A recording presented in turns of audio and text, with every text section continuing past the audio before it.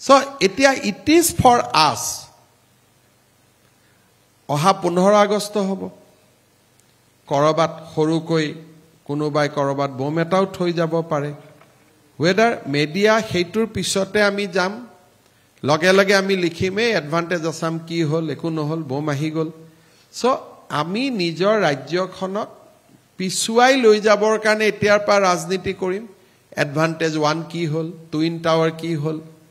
প্ৰশ্নটো কৰিব বৰ ভাল কিন্তু টুইন টাৱাৰ সাবৰ কাৰণে আমি কোন কেইজন সাংবাদিক গৈছো বা আমি কেইজন মানুহ গৈছো আমি ধৰি লৈছো যে টুইন টাৱাৰটো নহল বুলি কিন্তু অসমত যে 800 কোটি টকা খৰচ কৰি টুইন টাৱাৰ হৈ আছে and 60% work is already completed আমি তো কোনো চাব যোৱা নাই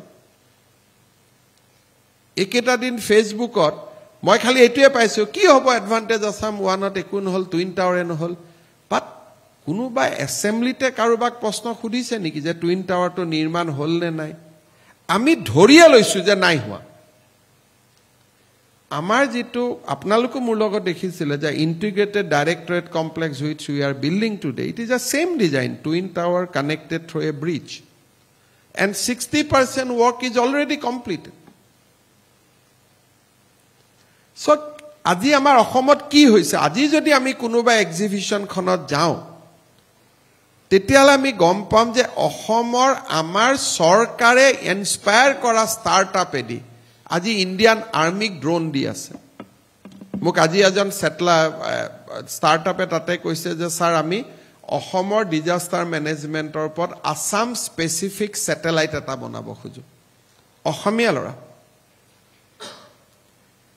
আমি কব নোৱাৰাকৈ আমি যিখন অসম দেখি আছো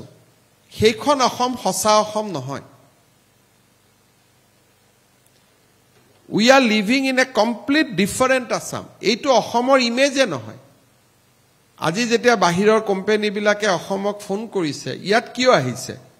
অসমৰ পৰা ফিডব্যাক দিছে যে অসমত সম্পূৰ্ণ শান্তি ইয়াত একো গণ্ডগোল নাই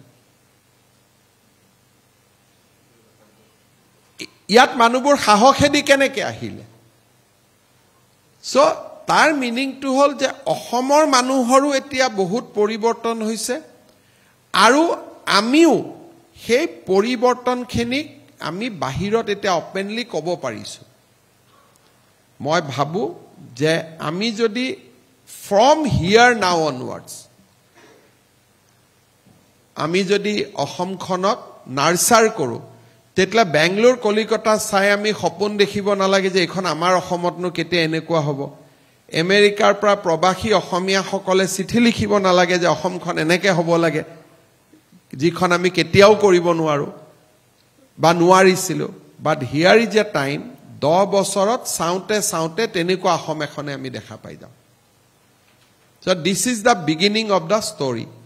so মই আছো নাই পলিটিক্যাল পাৰ্টি কোনবা থাকিব না থাকিব কোনবা মুখ্যমন্ত্ৰী থাকিব না থাকিব these are very narrow thinkings কিন্তু মই ভাবো যে this is the time যে here is the beginning 2025 25th and 26th January this is the February this is the beginning of a new Assam আপুনি বিচৰা বাতৰি পাব কেৱল নিউজ 18 এপত নিউজ 18 এপ ডাউনলোড কৰিবলৈ স্ক্যান কৰক এই QR কোড গুগল প্লে ষ্টৰতো পাব এই নিউজ 18 এপ